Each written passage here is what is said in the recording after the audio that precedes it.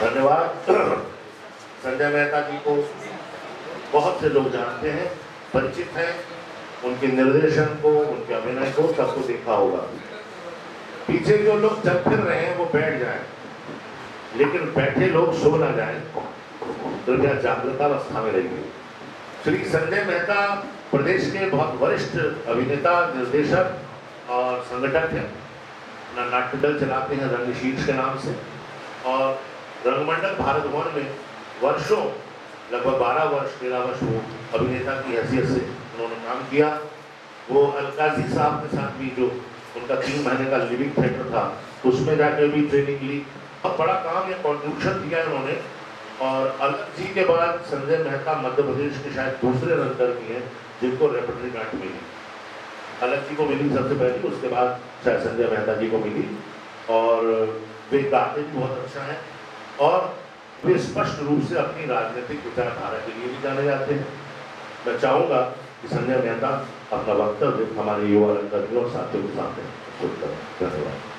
सबसे पहले तो मैं अनंतनाग में जो यात्रियों पर हमला हुआ और जो 7 लोग मारे गए, उन सभी को अपनी श्रद्धा सुमन अर्पित करता हूँ और ईश्वर से प्रार्थना करता हूँ कि उनके परिवार को वे दुख सहने की शक्ति प्रदान करें। आदरणीय ऋषिकेश, संजय उपाध्याय जी, अरुण पांडे जी, आशिका जी, अजीत राय जी, मानसू जी और सभी जो नौजवान साथी हैं, आज मैं उपाध्याय जी का आभार भी व्यक्त करना चाहता हूँ कि एक इंटरेक्शन करने का मौका उन लोगों के साथ दिया जो आने वाले समय में हमारे रंगमंच को संभालेंगे।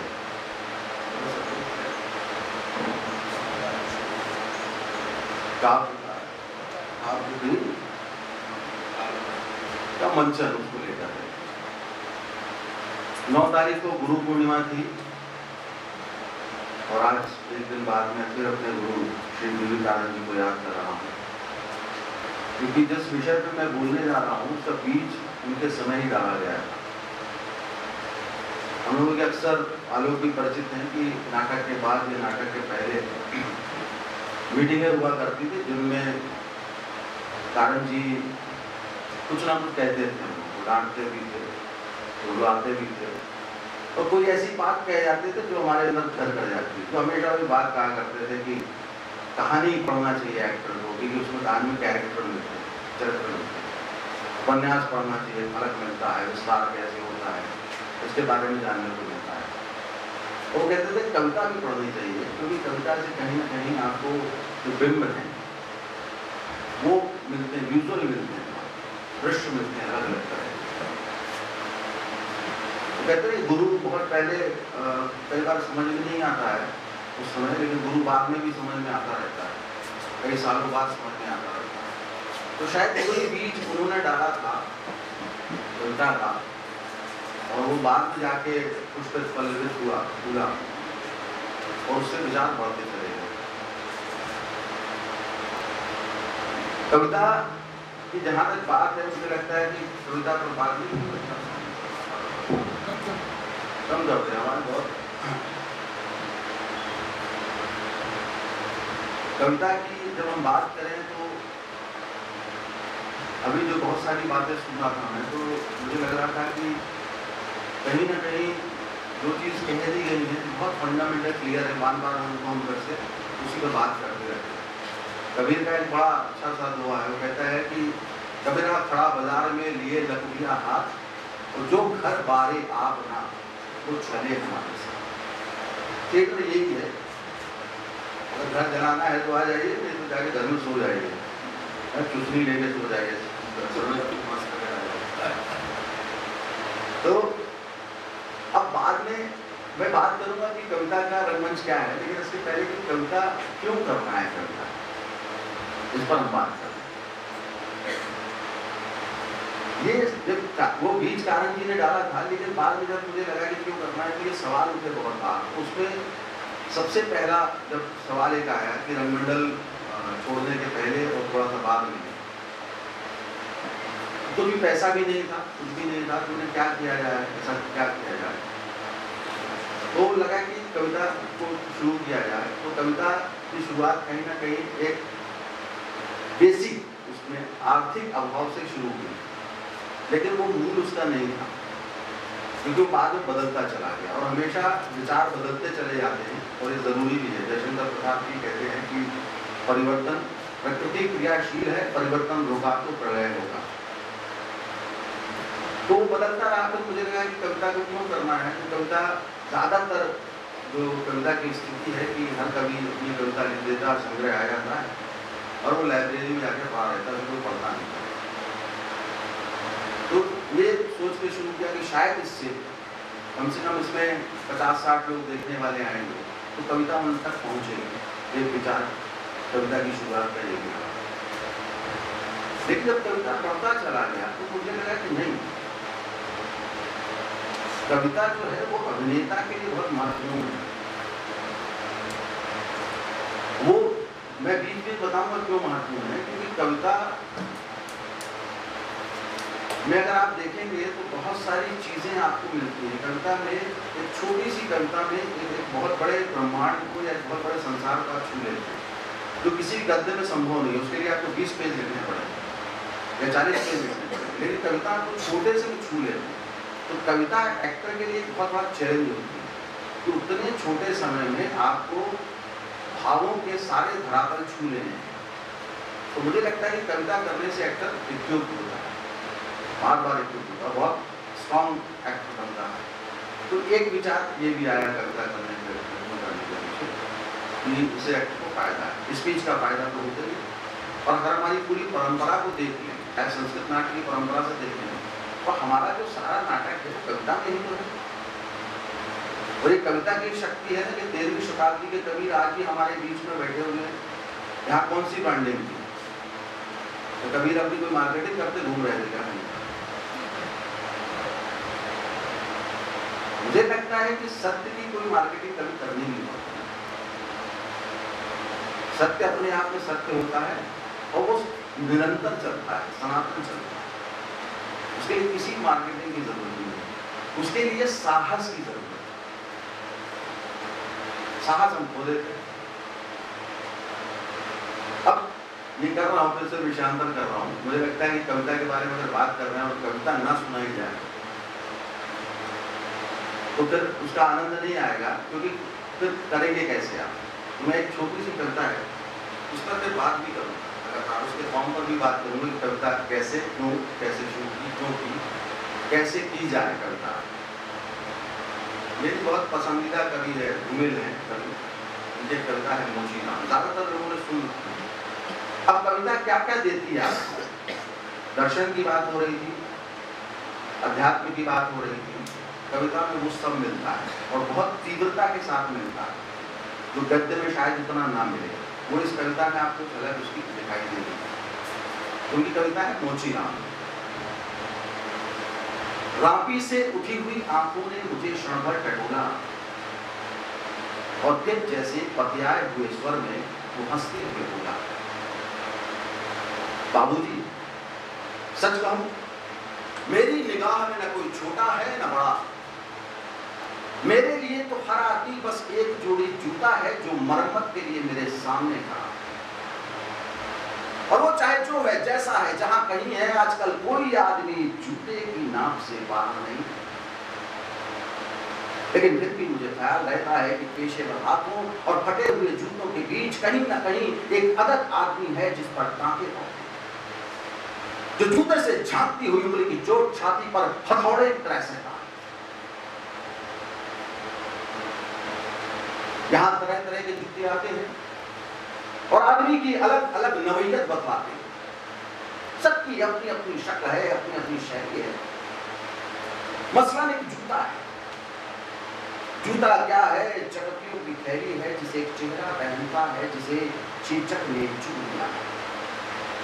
उस पर उम्मीद को तरह देती हुई हंसी है, जैसे टेलीफोन के खंभे पर कोई पतंग फंसी है और खड़खड़ा रही है।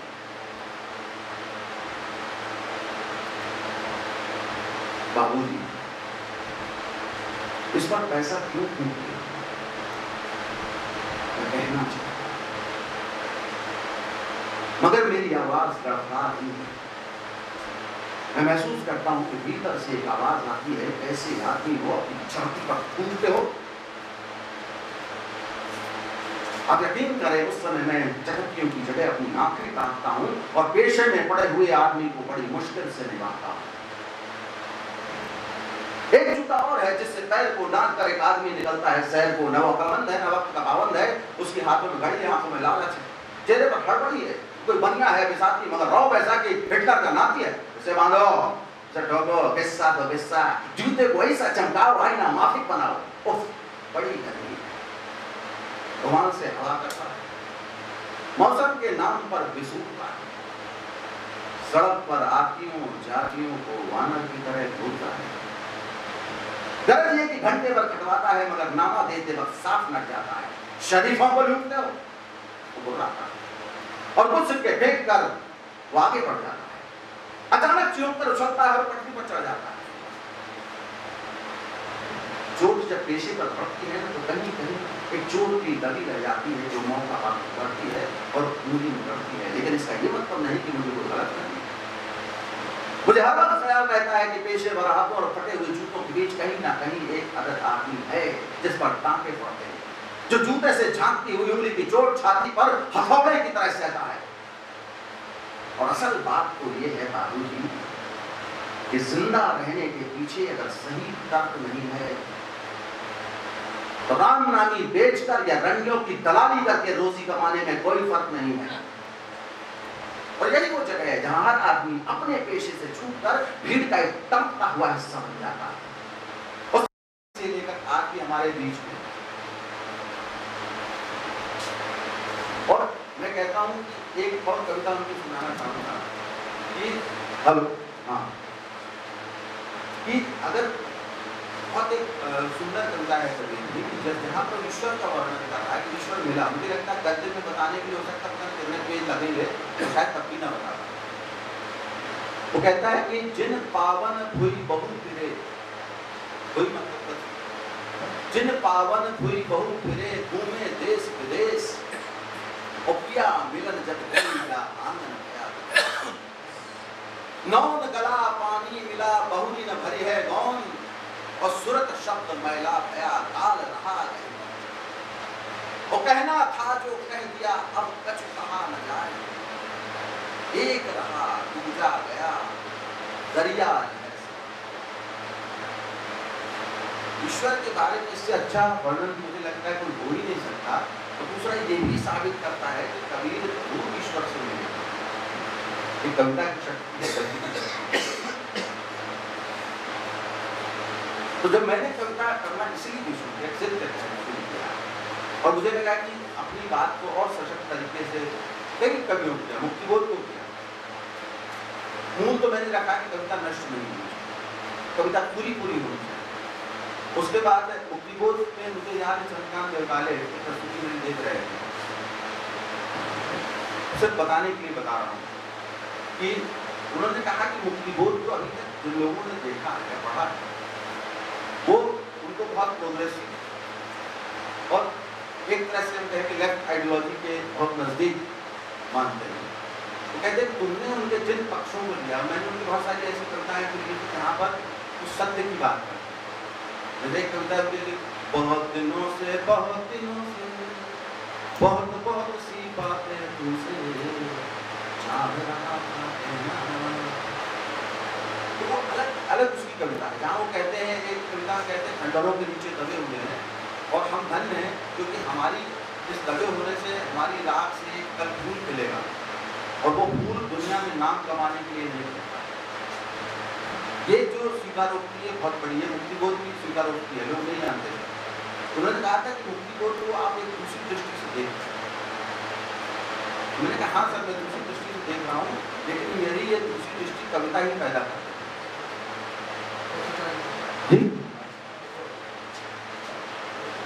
कविता ही ये दृष्टि पैदा कर रही है। तो कविता दृष्टि पैदा कर रही है और कोई चीज पैदा नहीं कर रही। तो उसको धीरे धीरे करता रहा। मैं बहुत सारे लोगों की कविताएं की, फिर हम लोगों ने एक कविता परफॉर्मेंस किया कविता में मतभेद। मुझे लगा बहुत अच्छा विचार कि मतभेद को कैसे हम कविता में देखें।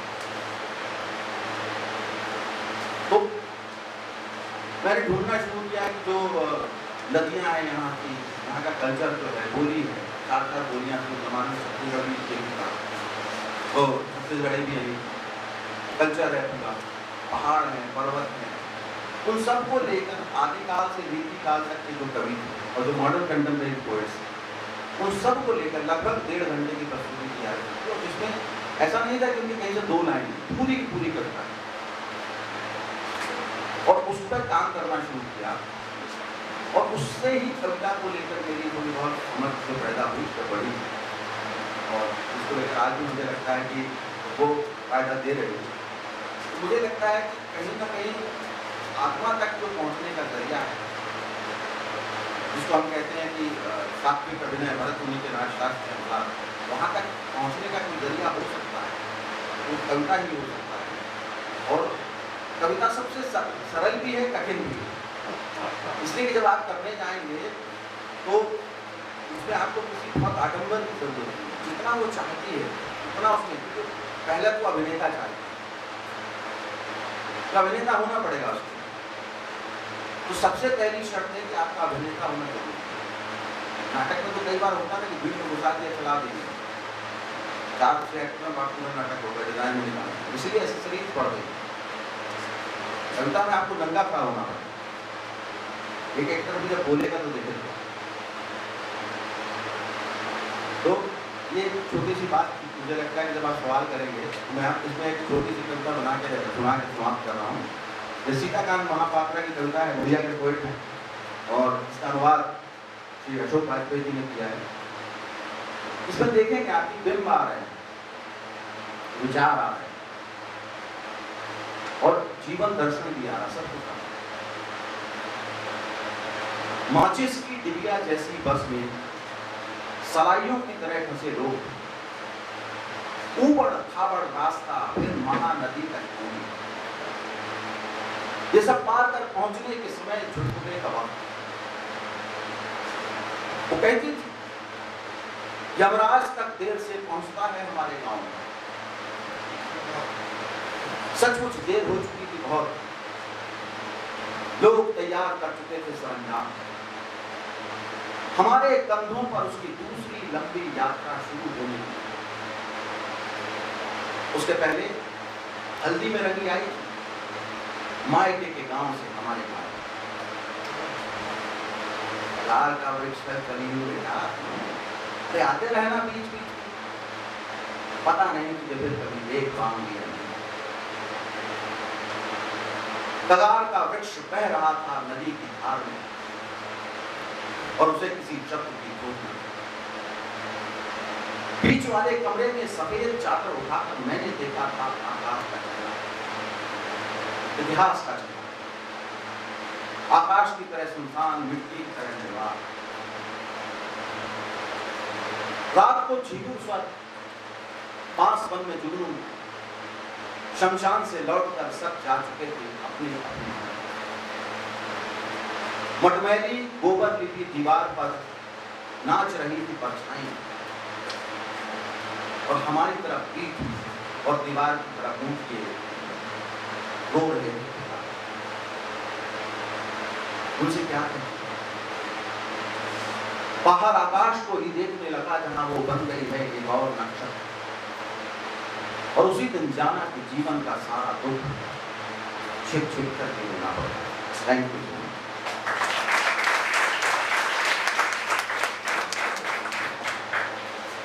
धन्यवाद संजय जी का, उन्होंने अपना वक्तव्य दिया और हमें कविताएं भी सुनाई, और युवाओं को उससे प्रेरणा भी मिली होगी, जो बात समझ में भी आई होगी। उन्होंने कई प्रकार से व्यक्तित्व से, शून्यता से, अभ्यास से भी जोड़ा चीज़ों को। हमारे पास करीब 14 मिनट है 1 बजने के पहले। मैं चाहता हूँ कि जो भी सवाल जवाब हो इस अवधि का समाप्त हो जाए। शाम को हमारे सत्र में एक वक्ता और बढ़ गए हैं, उज्जैन से हमारे जो मित्र शरद शर्मा जी आए हुए हैं, शाम को 5 बजे वो भी अपना वक्तव्य प्रस्तुत करेंगे, और लंच के बाद का सेशन रोशनी मिश्र से शुरू करेंगे। तो अभी कोई सवाल हो तो हाँ आप पूछिए। हेलो, प्रणाम सर, मेरा नाम विभा सिंह परमार है और मैं उत्तर प्रदेश बरेली की रहने वाली हूँ। सर मेरा एक सवाल है कि कविताओं में रिदम का होना जरूरी है कि नहीं? कि आजकल अधिकतर जो कवि आ रहे, नए जमाने के जो कवि होते हैं वो बिना रिदम के लिखते, तो ये कहाँ तक सही है कि कविताओं में रिदम जरूरी है भी कि नहीं, कि जो मन करे हम वही लिखते हैं? नहीं, पहले तो कविता लिखने के लिए समझ होना बहुत जरूरी है, और रिदम और ना रिदम की जो तुम बात कर रही हो वो सिर्फ ये है कि पहले छंद में लिखा जाता था, अब थोड़ा सा छंद से हट के लिख रहे हैं, लेकिन उसमें रिदम नहीं है, ऐसा नहीं है ना, उसमें भी रिदम है। वो एक इंटरनल रिदम है जिसको हमको तलाशना पड़ेगा। जैसे मैंने तुमको अभी ये कविता सुनाई ना, ये जो माचिस की डिबिया, इसमें इंटरनल रिदम है। अब इसमें वैसी तो रिदम नहीं है कि जैसे कभी लिखता है कि कबीरा खड़ा बाजार में मांगे सबकी खैर, ना काहू से दोस्ती और ना काहू से बैर, लेकिन इसमें इंटरनल रिदम है। माचिस की डिबिया जैसी बस में सवारियों की तरह फंसे हो, ऊबड़ खाबड़ रास्ता महानदी तक पहुंची, ये सब पार कर पहुंचने के समय झुकने का वक्त, वो कहती है रिदम ही तो है और क्या। मुझे एक उनकी याद रहती है, जो बोल रहे कि बहुत दिनों तक चूल्हा रोया चक्की रही उदास। सबसे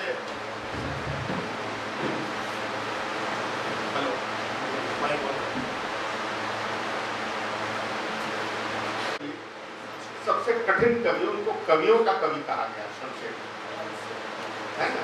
छोटी सी कविता 5 से, प्रात नभ था बहुत नीला शंख जैसे, प्रात नभ था बहुत नीला शंख जैसे, भोर का नभ राख ले लीपा हुआ चौका अभी गीला पड़ा है, बहुत काली सिलजरा से लाल केसर से कि जैसे तुम गई हो, स्लेट पर या लाल खड़िया चाक बंदी हो, किसी ने नील जल में गौर झिलमिल देह जैसे हिल रही हो, और जादू टूटता है इस उषा का अब सूर्योदय हो रहा है। ये कविता शुद्ध गद्य है और शुद्ध लय में। वैसे भी जो छंद वाली बात है ना बेटा, ये तो शेक्सपियर ने आज से 400 साल पहले ही तोड़ दिया था, ब्लैंक वर्स में लिखना शुरू किया। नमस्कार सर, मैं शरद विष्णु।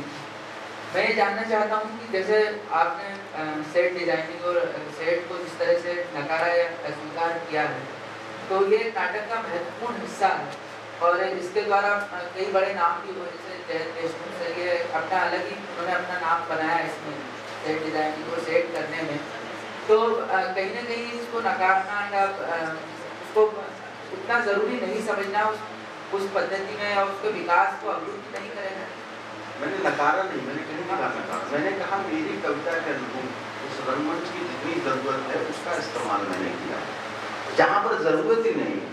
जैसे यही कविता मैंने धूमिल की आपको सुनाई थी, इसमें कौन से मंच की जरूरत है, कौन से सेट लगाएंगे, तो खड़े हो जाएंगे तो समझ में आ जाएगी। उन्होंने कहा था कि प्रस्तुतियों को कई बार ये चीजें सपोर्ट करती हैं और कई बार वो नष्ट कर देती है, चुनना पड़ेगा कहाँ वो अलंकार मात्र है और कहाँ वो नाटक की प्रस्तुति के अनिवार्य तत्व है। नमस्कार सर, मैं शुभम पारी। सेट की बात तो ठीक थी, पर इसमें देश काल और वातावरण का क्या महत्व होता है? मतलब जब अपन कविता का रंगमंची प्रदर्शन करें तो देश काल और वातावरण का की क्या महत्ता हो सकती है? देखिए, कोई भी चीज जो होती है वो हमारे आज के लिए होती है।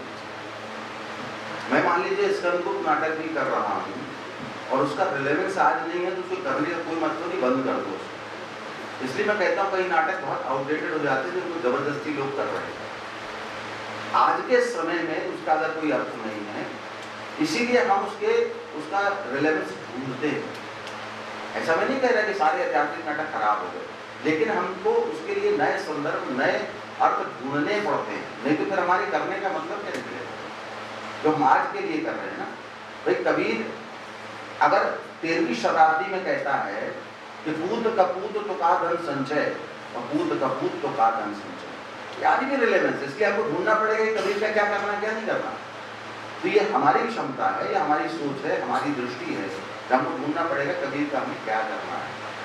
समझ गए? वैसे तो कभी तो कोई चीज़ ऐसी कहीं नहीं तो आज रेलेवेंस नहीं, सब कुछ है, महान कर एक सवाल जिन्होंने नहीं पूछा उनमें से कोई पूछना चाहे? तो कुछ लोग प्रश्न पूछने के लिए व्याकुल होते हैं और कुछ लोग उत्तर सुनने के लिए व्याकुल होते हैं। प्रश्नाकुल उत्तर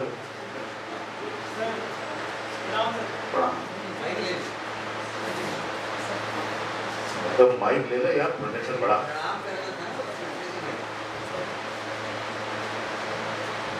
छोटा सा सवाल है बस जी।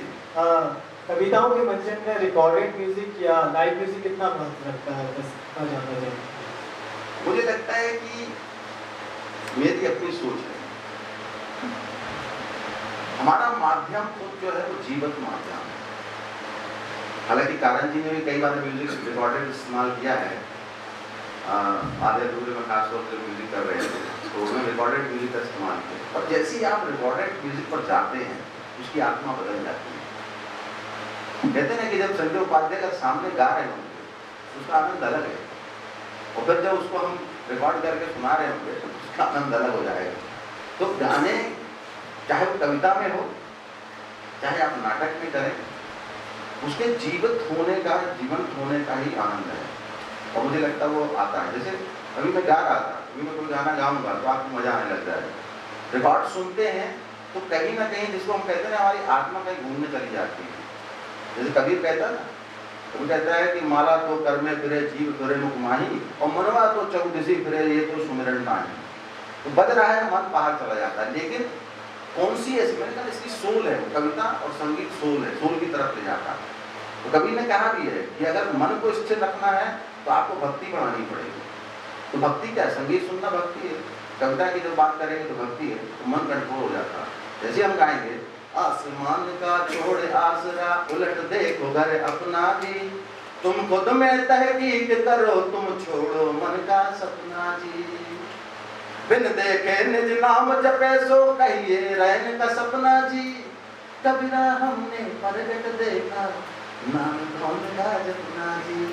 आप नहीं सुनोगे रिकॉर्डेड होगा, क्योंकि मैं गा रहा हूँ तो मेरे एक्सप्रेशन भी है, मेरी आंखें भी बोल रही हैं। रिकॉर्ड में क्या सुनोगे आप? आंखें दिखेंगी, जरा दिखेगा।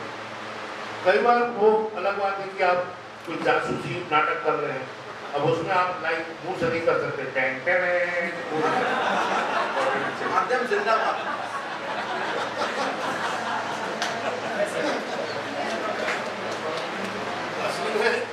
नाटक में और अभिनय में कोई हवा बाण हरडे या रामबाण नाम की दवा नहीं होती, वो हर रोग का नया इलाज है, हर बार डायग्नोसिस करना है। और कोई अंतिम दो सवाल? नमस्कार सर, मैं शर्मा जी पूछिए। सर, आपके हृदय प्रफुल्लित करने वाले वक्तव्य से मेरा एक प्रश्न है रचना के संबंध में, कि जब एक अभिनेता रूपी पहाड़ से कविता रूपी झरना बहता है तो उस पे वर्षा का या जो वर्षा रूपी कविताएं हैं, प्रसाद के हुए निर्माण, हमारे जितने छायावादी हैं जो मैं पढ़ता हूँ उनका प्रभाव रहता है, तो क्या वो प्रभाव सही है या गलत है? यदि गलत है तो क्या होना चाहिए, और यदि सही है तो अच्छी बात। देखिए एक भवानी भाई की एक बड़ी कविता है, उसकी सुंदर एक छोटी सी लाइन मुझे हमेशा याद रहती है। वो कहते हैं कि जो बचेगा वो कैसे रचेगा। हर बार जब आप कविता उसकी लाइन है, बड़ी कविता है, उसकी लाइन बता रहा, जो बचेगा वो कैसे बचेगा, वो एक उसमें आती है उस जगह उसमें। हाँ, तो वो अब ये है कि जब भी आप कोई नई चीज करते हैं, हम कहते हैं ना पुनर्जन्म क्या है हमारा, पुनर्जन्म यही तो आप कितने जन्म लेते हैं भाई, हर बार आपका ये आपका सोच के वही है, हर बार आप बदल जाते हैं। एक जन्म होता है उसकी मृत्यु हो जाती है, दूसरा हो जाता है, फिर तीसरा जन्म हो जाता है, हर बार बदल रहे हैं। तो आप पर आच्छादित क्या है? नहीं, रूपांतरण है, हर बार आप बदलते चले जा रहे हैं, और ये बदलते रहने की प्रक्रिया अगर शुरू है आपकी तो बहुत अच्छा है। तो असर है नहीं, वो एक अलग चीज है, वो असर की बात नहीं है, लेकिन बदलना रुक गया है तो एक असर घातक है। इसलिए विचार क्यों ऑब्सोलीट हो जाता है? विचार कहते हैं ना कि मंच में बैठे हुए हैं, विचार इसलिए कई बार ऑब्सोलीट होने लगता है कि विचार आपको स्टैग्नेशन की तरफ ले जाता है।